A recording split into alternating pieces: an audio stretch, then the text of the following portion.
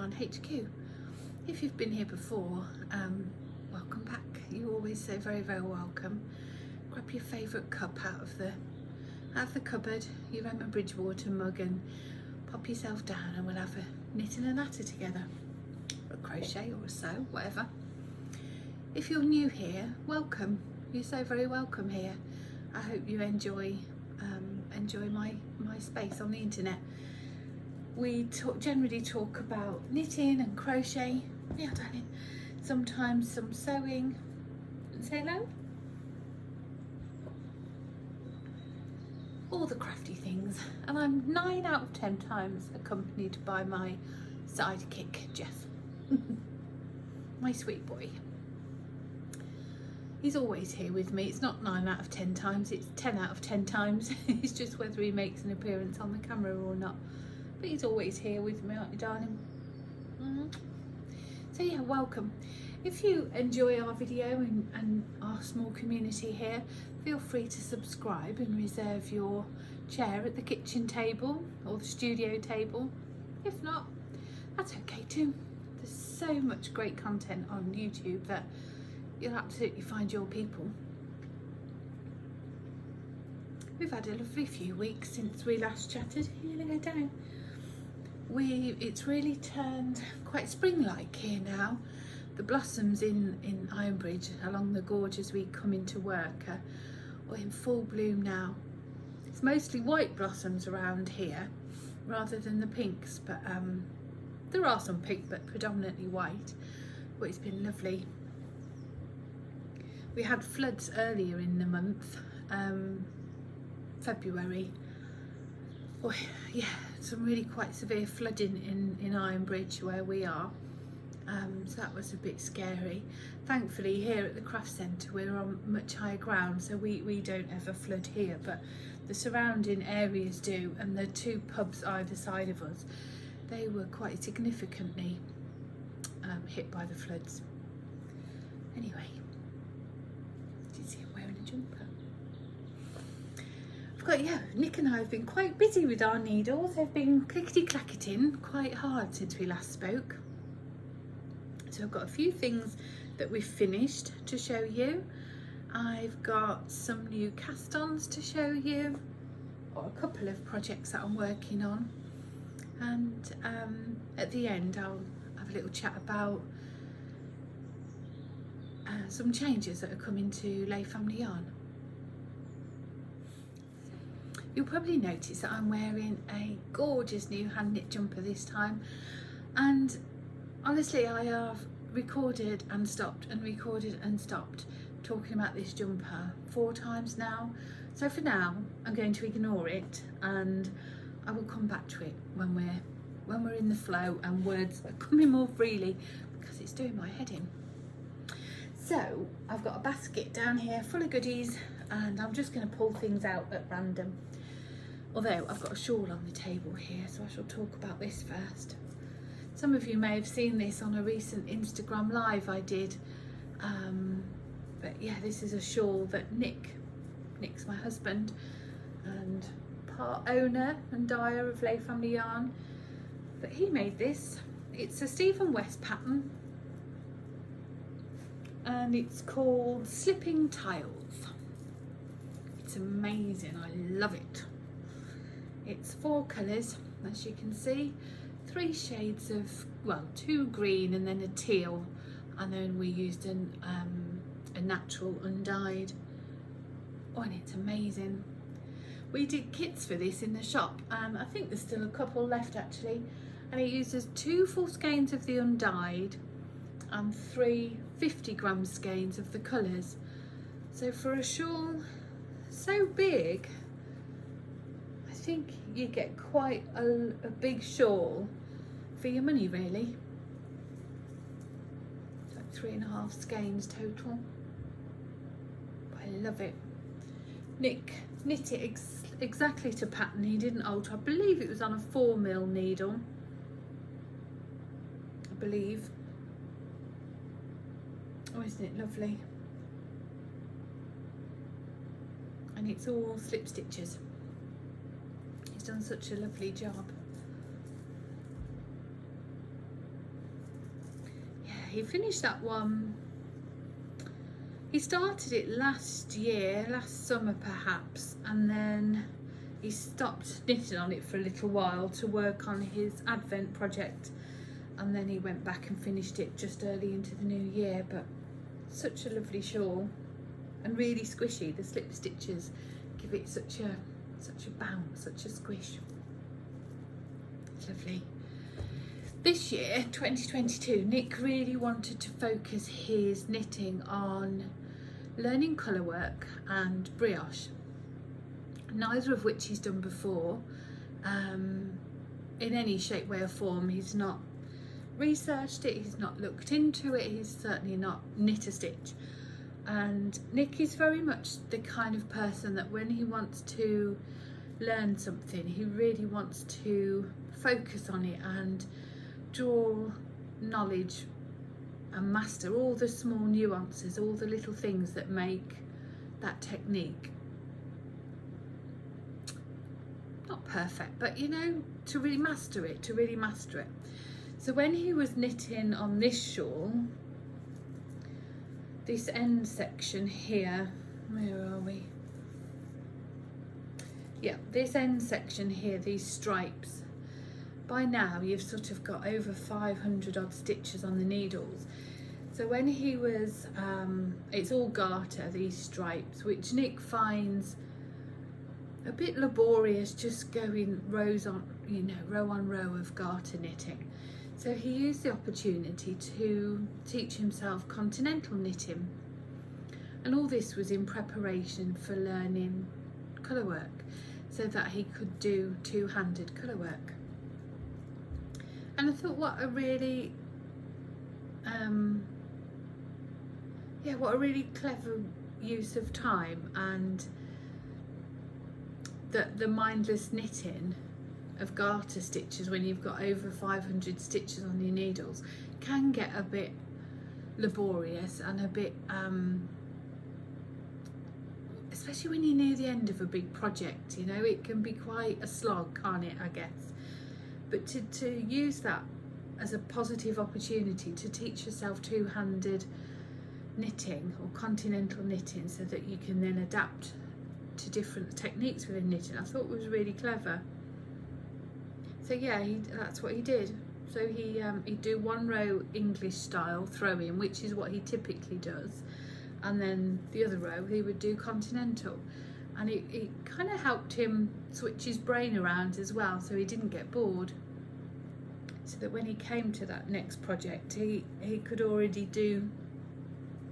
he'd already mastered his tension on the continental side of the knitting. I wish he would come and tell you all this himself, but he won't. He's a bit too shy. I've just about persuaded him to talk on our Patreon channel, but yeah, he's too shy to come on here. So his first colourwork project then, let's go into that, is, so I suggested that he do colourwork first before brioche, because I really think Nick will love it.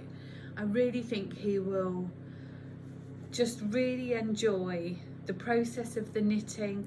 I think we will both enjoy the finished article, but the process of the knitting, I know Nick will find great joy in. So I suggested colourwork before brioche, and I probably had many ulterior motives because I love colourwork yoke jumpers. So he was all for it. He's game. He's not intimidated by anything. He'll have a go. What put Nick off with doing colourwork jumpers was that once the colourwork section was complete, the round and round part of the body and the sleeves, Nick just finds so boring and laborious. He just wants to do the colourwork. And yes, he could do an all-over colourwork jumper, but when you're learning a new technique and you're just learning a new skill, I mean, that in itself is a bit daunting, isn't it? So we came up with a perfect solution, because I love going round and round and round. I am more than happy to have no texture, no pattern, no intricate stitches, but just simple garter stitch in the round, 4mm needles, happy days. Clickety clickety click, watch the telly, fabulous. So what we've decided is if Nick does the yoke, he can then pass it on to me. I can do the body and the sleeves. Happy days. And that's what we've done. So this is the Cardoon sweater by Isabel Kramer. I believe it's her latest Colorwork jumper. And oh, isn't it lovely? We've done it exactly to pattern, 4mm needles. Well, I think it's 3.75 for the neck, the ribbing, and then you go to 4mm needles for the body, and then again 3.75 for the cuffs. So yeah, the colour work is amazing. This is in our Jeff colourway, which is obviously my favourite because it's my boy. This is our Jeff. And the top colour is just a plain chartreuse. It's a double knit jumper, DK weight jumper. I thought when Nick was first knitting it here that his tension looked as if it was puckering a little bit, but it really isn't. It does look it on camera, you can see, but I think that comes from the way you increase the stitches on here. You pick them up from a couple of rows below, and that naturally gives it that sort of puckered texture. But I've tried it on several times now, and once it's on, you can see that it's going to block out beautifully. Now you might think that chartreuse, I was going to say we've chosen a low contrast combination here with Jeff and the chartreuse, which might sound bonkers to think that chartreuse is ever going to be a low contrast colour. But the hues within the colours are very similar. When you take a grayscale photograph of the main body colour and the chartreuse, there really isn't much difference in contrast. So the hue of the colours are quite similar. I really like that. I'm happy for it not to be a screaming pop of colour. I think it's lovely. That chartreuse is actually blowing out a tiny bit on camera. I love it. So I've knit the body to a length, and then I've put it on waste yarn so I could try it on and see exactly how much more I wanted to do. And then I've knit one sleeve. Now the pattern for the sleeve does have a tapered sleeve. I've just knit it all in one length, and then I've done a really rapid decrease at the wrist, and then just done a ribbed cuff. And that's just how I prefer it. Again, it's just about that, going round and round. I'm too lazy to decrease and then get them the same on both sleeves. Just let me go round for 30 odd centimetres. I love it. I've just picked up for the second sleeve. I'm just going to do the second sleeve, and then I shall determine how much longer I want the body, and yeah. And this is for me, and it fits. Again, it fits as I am now. It fits me quite form-fitting, and I'm okay with that over dresses and things. Next autumn it might be a bit baggy on me, and that's okay too, isn't it? Because oversized things, they look lovely, don't they? I'm so proud of Nick. His colour work, I think, is beautiful. Yeah, that's the Cardoon sweater by Isabel Kramer. I really like the variegated yarn in the body. I think it looks really effective. I know not everybody does for colour work, they prefer two tonals, but I really like it. And of course it's in my Jeff colour. It's living in a gorgeous little bag. It needs to be moved to a bigger bag, really. I love this bag. I can't think who. Candy Patch. It's by Candy Patch Designs, and it's got these crocheted hearts and some little buttons on the back. I love it. Use it as often as I can. It is a bit big for this project now. Oh, I just dropped a hat on the floor. So once Nick had finished the yoke, as I say, he passed it over to me and I've knit the body, which meant that Nick could cast on a new project. And I've seen on Instagram a pattern called Freddie's Cowl. I can't think of the lady's name off the top of my head. I'll pop it on the screen here, the designer's Instagram name. And it's a beautiful cowl, and it's got little puppy dog paw prints in. Her dog is called Freddie. And of course, I want a Freddie cowl in my boy's colourway. And Nick made me one. Look at that. Isn't it amazing? He's doing so well. I'm so chuffed for him. And he's loving it. Really, really loving it. So the brown yarn again is Jeff, and then the cream is a new colour for us, buttercream it's called. Now our Jeff, you may or may not know, when we first had, he's been part of our family now about two and a bit years, 2.5 years. When we first had him, he was as dark brown can get, but we knew he had a gene, a phantom gene they call it, that he would change colour. We didn't know when or how often or to what colour, but he would lighten and he would get bits of grey within him, and yeah, but it was all a mystery as to how and when. And the last year particularly, every time he's groomed he comes back a different shade. So the colour that Nick's done the cowl in is our original Jeff colourway, which was much darker browns and chocolate browns, but the jumper, it's the same colour, but Nick has toned them all down, so it's Jeff as he is now. And he's just done that for us, really.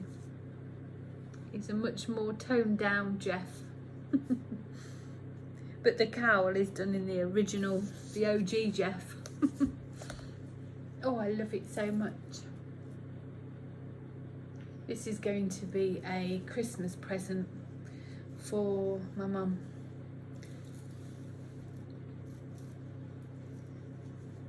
So warm. It's colour work, isn't it? You get that extra layer. Yeah, I love it so much. I love it because Nick's made it. And I love it because it's my boy. I haven't done anything different to the pattern for this at all. Included in the pattern, oh, what Nick has been trying to play around with is colour dominance, and whether he holds the brown skein in his left or his right hand, whether that makes a difference. And yeah, I said Nick's very much that kind of person. When he learns something, he wants to learn everything, all the nuances, all the intricacies of something that make it technically as good as he can get it. And that's how he's approaching colour work, which I think is so admirable. He's used superwash yarn in this project, DK superwash. Included within the pattern is an adaptation, or you can kind of do a plug and play for a cowl for the puppy. You know it had to be done. Aww. He's made Jeff a cowl. I haven't blocked this one yet. He only bound it off last night, but oh my goodness. We've tried it on him. I'll insert some pictures here, and oh, just melts me. So we've got Mummy and Jeff cowl. Oh, just love it. Love it, love it, love it. I adore it. It's going to, and we got both cowls from one skein of Jeff, and there's barely like 7 grams left of the brown, and 1 skein of buttercream. There's probably about 20 grams left. So he got two projects from 2 skeins of yarn. He's knitting another one now, but he's flipping the colours. So he's doing the paw prints in, well, everything brown in cream and everything cream in brown. And he's really doing that just to be able to compare and contrast how it works in terms of the colour dominance.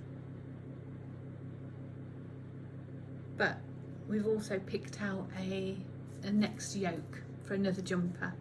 He's going to start doing that, and then once that's done I can have the body. Perfect.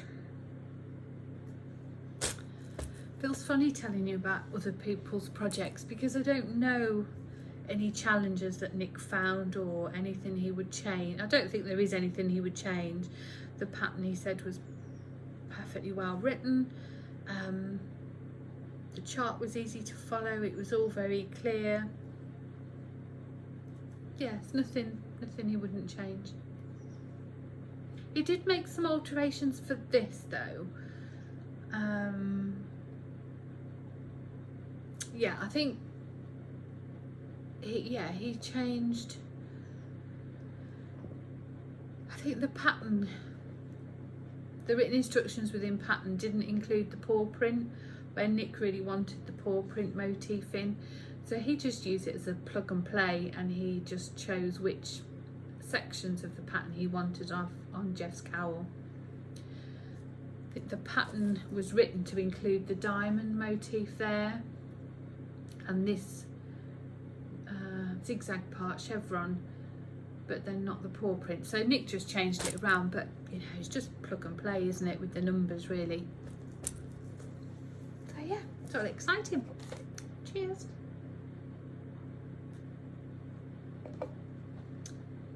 It's a bit uncouth, isn't it? Haven't even bothered to pour it into an Emma Bridgewater mug, let alone vintage china with my pinky. My friend Emily from Meanwhile at the Castle will not be impressed with that. So what have I been knitting? Well, recently just my jumper. It's all I want to knit on. I've really thoroughly enjoyed it.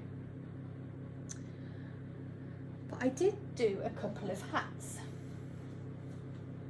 I wanted to make the Park View hat by Tracy Miller, Tracy from the Grocery Girls, and I did.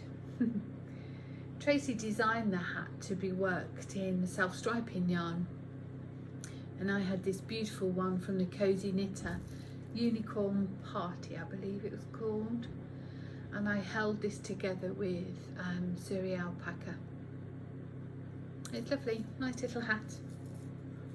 I will put a pom-pom on it, but I haven't done yet. I haven't worn these hats yet. I've kind of put them in the Christmas gift box, I think. I shall pop a pom-pom on. I did a little mini series over on our Patreon channel about knitting with fluffy yarns. So when I'd done the one with the Surrey alpaca, I wanted to do one in mohair. So again, all just about comparing and contrasting and seeing how the different yarns work, whether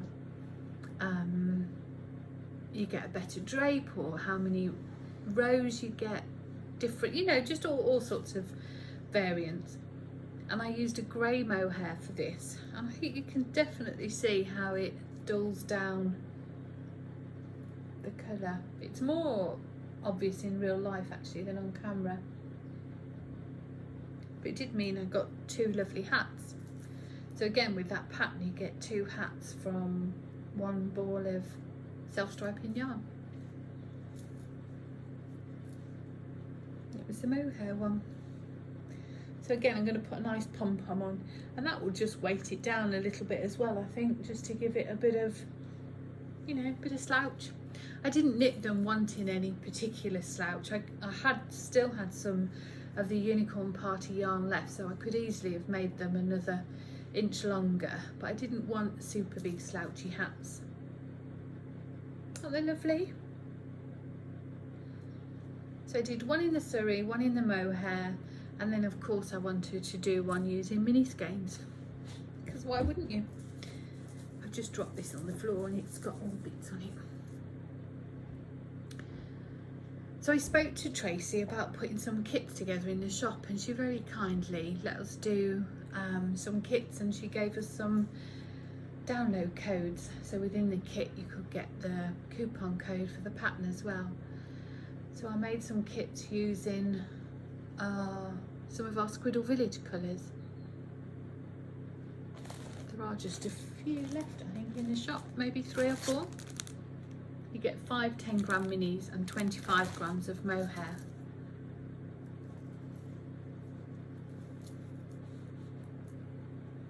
Lovely. This one is a bit slightly bigger. It has got a bit more slouch, so I wanted to use as much of the yarn as I could. I really like it. It's a really nice, this one with the minis feels really nice for these sort of transitional days into spring or autumn for my friends in the southern hemisphere.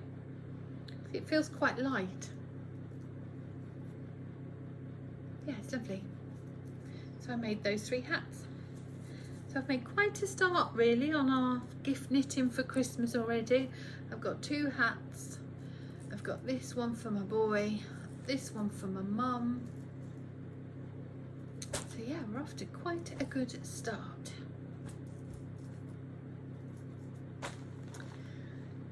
Since we last spoke, I also finished my positivity socks. If you saw my last episode, you saw I spoke a bit more in depth about these socks then, those scrappy socks.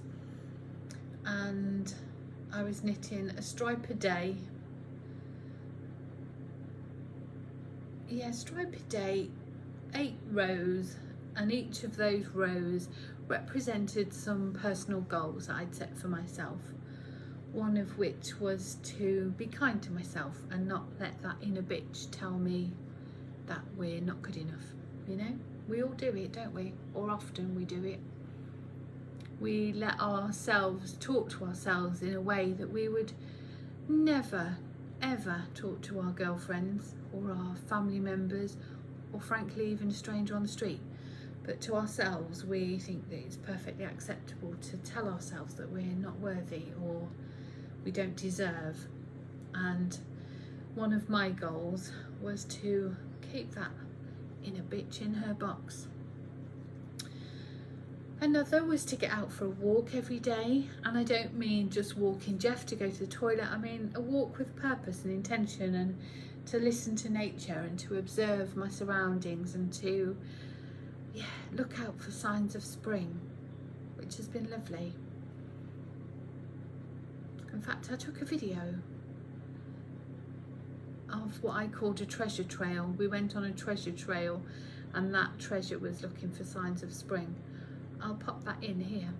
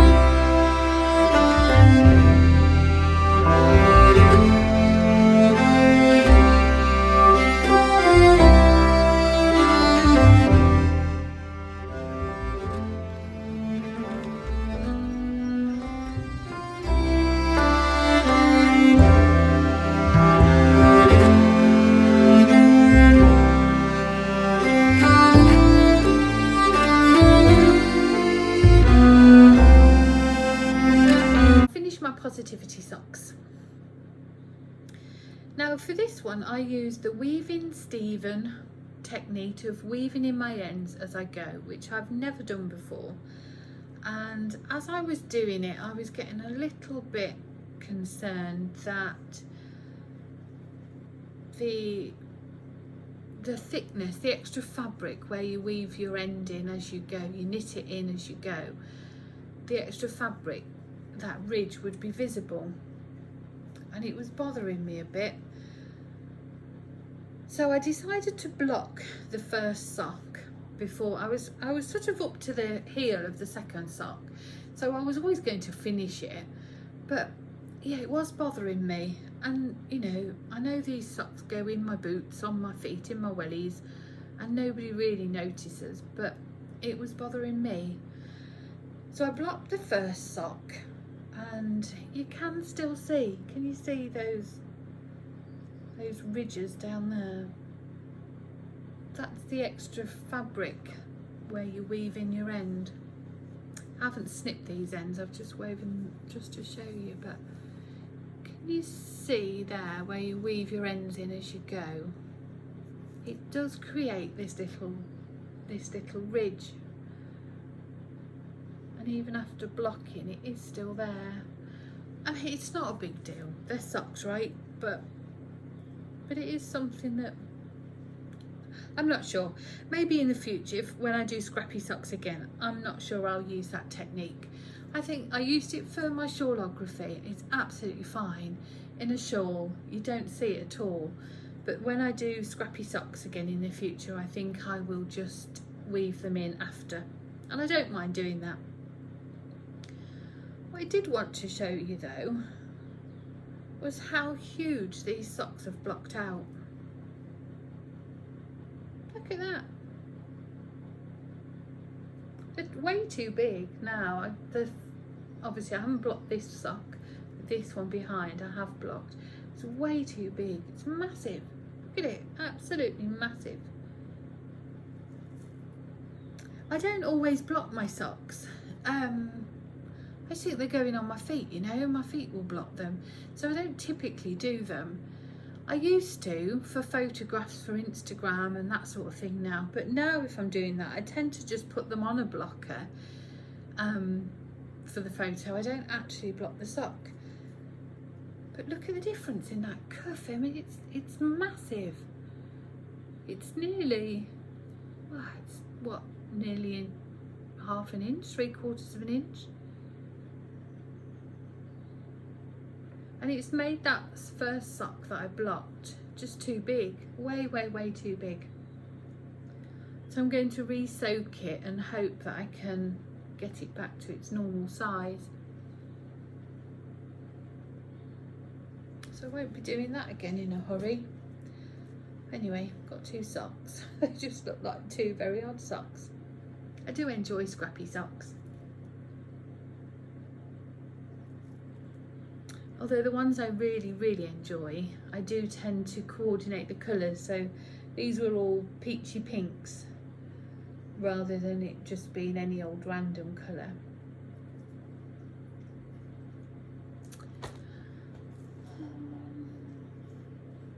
The only other thing I'm actively working on at the moment is a sock.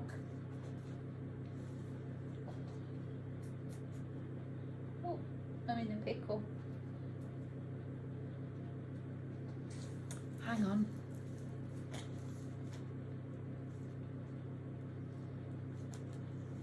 It's got tangled up in my basket. Yeah, cast on a pair of socks called Treasure Trail. I love them. These were a new pattern by Summerlee Designs. I can't remember the name of the pattern, but it doesn't matter because I've gone wrong, so this isn't the pattern. But I like it. Yeah, I just read the pattern wrong, so I've gone wrong, but I'm just going to go consistently wrong and keep it because I quite like the texture. There might already be a pattern out there with this texture, I don't know. Silly sausage, aren't I? So yeah, I've just cast that on at the weekend, and I just keep it in the car when we're travelling back and forth to work. Jeff sits, he's got a car chair now with a harness and things. He sits in there and I just get a couple of rows done on my way to work and things. So that's lovely. Done that on Magic Loop, as you can see. I haven't got a great deal to show you. I'll look at my notes when I get for next time how I've done this pattern, and I'll write it down and let you all know this texture. It's cute. Treasure Trail was one of our Squiddle Village colours, but it just reminded me so much of spring. Those springy blues and greens and pops of purple like crocuses, and yeah, it's lovely. That's all I'm knitting really at the minute. I have been working on my Squiddle Village crochet blanket. I've been working on some sewing and stitching that I'll perhaps show next time, but in terms of knitting, that's it. So Layfamilyyarn, we've got some exciting changes coming. We opened our shop here 2.5 years ago. Well, it'll be 3 years this July. And when we moved here, I was the only person working Layfamilyyarn at that time. And when we designed the space, we had 2/3 of the space was sort of retail space and our packing table and supplies, that sort of thing. And 1/3 of it was our dye studio. But that quite quickly, well, immediately when we moved here, Nick joined the business full time. And it became really apparent then that the dye studio space was just too small. We needed it the other way around. We needed 1/3 of the space to retail and 2/3 to dye studio and, you know, processing and prepping, that sort of thing. But the way this unit within the craft centre was configured, that just wasn't possible. You know, it's a courtyard building, it's got a shop front, and it's expected to be run as a retail space, as a shop. And contractually we are obliged to be open certain times, that sort of thing. So last May, another unit at the craft centre came available, which is now our dye studio. Oh, and we jumped on it. It's amazing. It's really long, but not particularly wide. It's upstairs, out of the way. And for the dye studio space, it was amazing. Absolutely fantastic. And we jumped on it, and we've zero regrets. It's perfect. And it's worked really well. I typically spend most of my time down here. Nick spends most of his time upstairs, and when I want or need to dye yarn, I go up and do it. But the whole point of us coming together to work together as a couple was exactly that we would be working together, that we would share creativity, and conversation happens organically. And when one person's dyeing this or another looks at colours for that, it just inspires creativity when you work together. And we want to be together in each other's company working.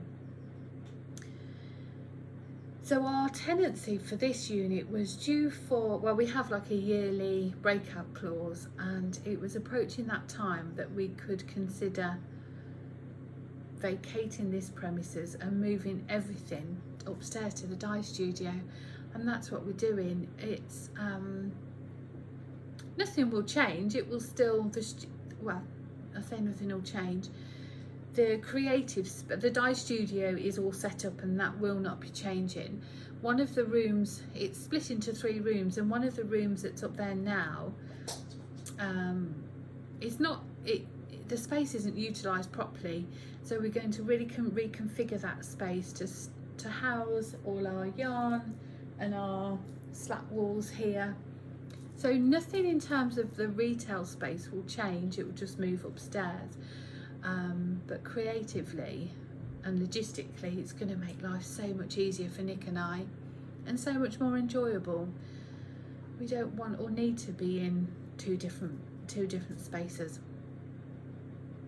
And financially, you know, we've got rent on 2 spaces, we've got insurance on 2 spaces, utilities, all the things, you know, business rates, all the things that come with running a business. And yeah, we don't need that. But more than that, we just want to be together, you know, working together and sharing and inspiring each other. And yeah, it's going to be great. I'm really looking forward to it. So that move will start to happen mid-April. We don't have to be out of this unit until mid-July, but we've got a retreat in April. Once that retreat's finished, we're going to get moved over then and get the transition done. So yeah, it's really exciting. Really exciting. I can't describe it. It feels like a new chapter somehow, and yet it's not, because nothing will change. But it's invigorated us again. But I think that's just because we're going to be working together rather than communicating via walkie-talkies and coming together at lunchtime. So yeah, it's exciting. Yeah. Anyway, I think that's it from me. I hope you're all well. I hope you,